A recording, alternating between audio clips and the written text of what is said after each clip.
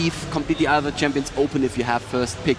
If you know that you have that first pick, you can just leave a champion open, force the enemy to ban that champion if they don't want to see it, or just take it, you know?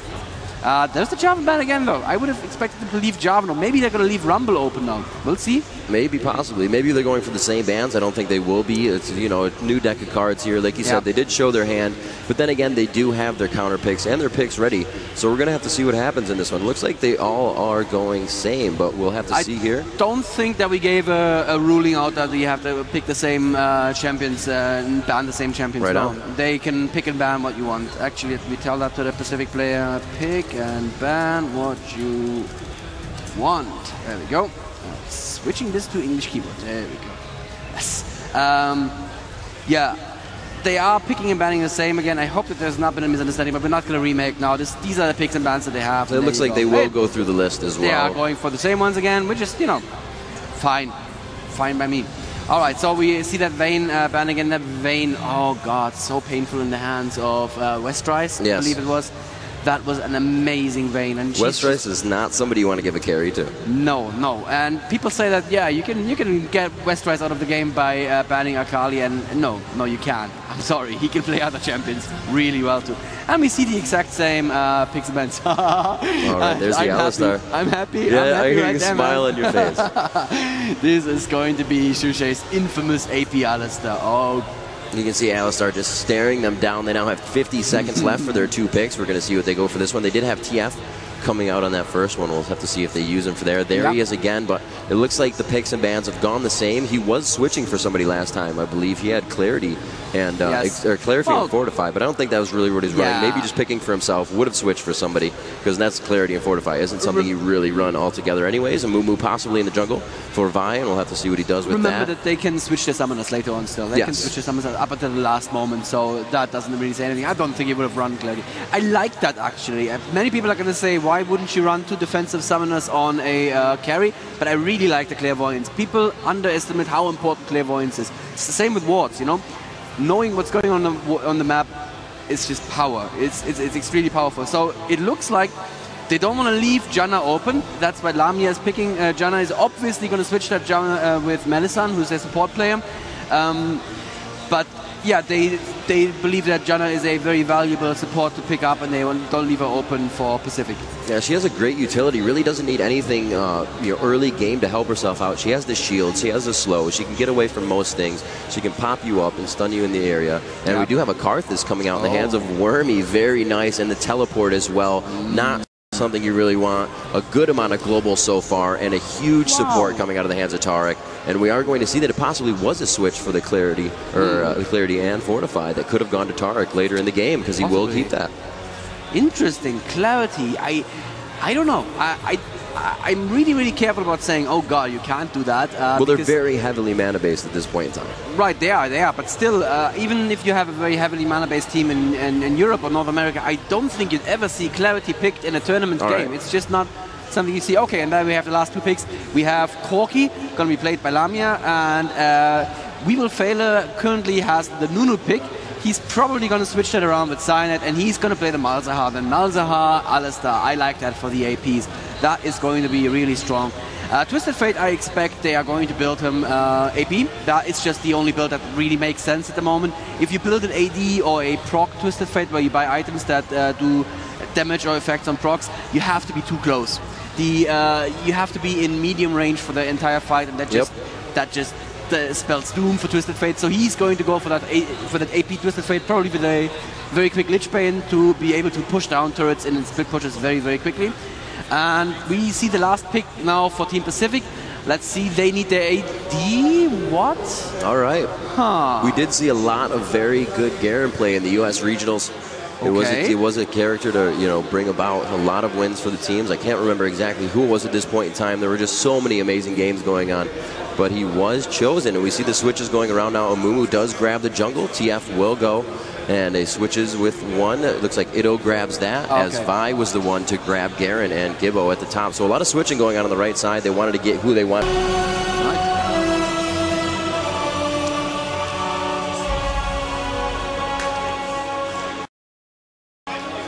And we are in game here. We're following Team Fnatic right now as they are walking toward the middle. I would pick a Team 1 fight. I would pick a level 1 fight. What do you think, Rivington? With this sort of lineup, would you pick a level 1 fight? I think both teams have a really good chance of coming into this fight strong. Early game, not a lot of stuns on the side of Fnatic at this point in time, but they are definitely in favor of Pacific at this. And Garen actually not in the bush there. There he goes, getting into the bush. You can see the pings bottom from Pacific. They're going to hide right next to that top dragon bush and kind of hang out right now. Gibbo going down bottom to make sure nobody was straggling and coming out. And a lot of wards bought by both teams. We did see Gibbo buy a ward, also Nunu with a ward in his hands. And look at that, there's already a ward at the ramp leading up to blue for Pacific.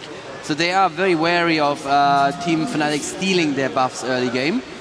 And Fnatic are being very defensive like you normally are in these games. Pika Vivalfela is going home already. Obviously he was spamming his skills to get that charge for the minion.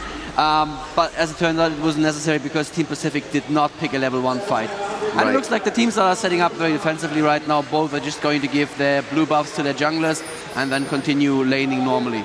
Yeah, no invasions here. Very safe play by both teams. They don't want to leave anything to chance at this point in time. You can see a few pings from Pacific in the top near their red. They think maybe they're there. We haven't seen anything down here. Clairvoyance going up from the hands of Pacific. I cannot find where that is at this point in time, but they're really about to use everything they have in this tournament to their favor. It looks like they're going to use 3 to get blue. We can see the Fog of War going up there for shared, and we will see what's going on. It's going to be, I believe, Alistair Twisted Fate made a good amount of damage on that first headbutt. Wow. Yeah, that really just piercing through. It does set the tone, and you're right, that it's going to be that AP Alistair, the Doran's ring to start. And these guys are off and running. Looks like Nunu almost on his blue buff as well as Amumu. So the junglers are also kind of neck and neck at this point in time. Looks like we're going to have a Corki and Janna to babysit on bottom with Garen and Taric. Taric, a way better babysitter with that consistent heal. Janna can kind of just assist the escape of the Valkyrie of Lamia's at this point in time. And it's going to be AP versus AP straight up top. Malzahar versus Karthus. It's going to be a very, very tough lane for Karthus. I mean, if he can keep Malzahar away, okay. But if Malzahar gets in and gets enough ease landed, it'll be very, very painful for Karthus. Looks like Nunu already doing a little jungle invasion here, stealing the golems up top. Amumu will be going for this Wraith, so he will not see that. Very nice job. Amumu easy, able to self-sustain there with his consume. You can just take a few minions and pulverize. Very nice job by Shushe in mid. A lot of damage going down in the hands of Twisted Fate, and it looks like he will be going for boots in 3 pots. So that's 600 HP. He's able to stay in lane with, and that's really one of the things you want to be able to have is lane sustain. You want to be able to stay in lane as long as possible, get your last hits, and get the experience. As we said before, that level above somebody can really make a difference. And top lane, Nunu was thinking about a gank here against Karthus, changed his mind. Amumu went to the golems and found his golems missing. Oh, and Nunu, look at that, he's going right back there. Wow. Oh, this is bad news for Amumu. Oh, this is bad news. No. Yes, can he get a kill now? He has the slowdown on Amumu, and Amumu flashes away. Oh, and he flashes after him. He really wants that first blood. One more hit, 2 more hits, and that should be first blood and double buffs for Team Fnatic. A very nice job, and that was the perfect way to do it. And bottom, wow. Immediately Lamia Settle gets picked up on both extremely low on the enemy team, but Melisande does not have the damage offer to do anything. Can Garen actually kill him? Oh, wow. Oh, wow. And he goes down to minions. Will Taric also goes down to minions. Amazing. Oh, and mid, Alistair catching Twisted Fate. Is there enough damage with the Ignite? Probably not. No, Ignite obviously scales with levels. At level 4, it doesn't do that much damage. But that is a Twisted Fate that has been taken out of that laning phase. Wow, a lot of quick action here very early in the game.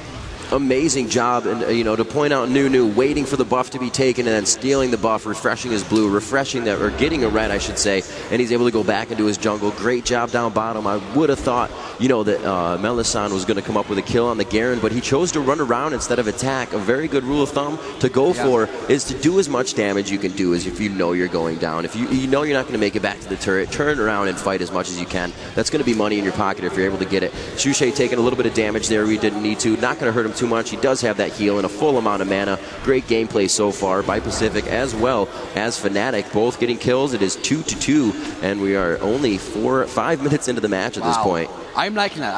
That makes for good watching. Shushe obviously running his AP rune page, so he's running a lot of flat AP. He has that Doran's ring, and on top of that, he is at 33 AP right now.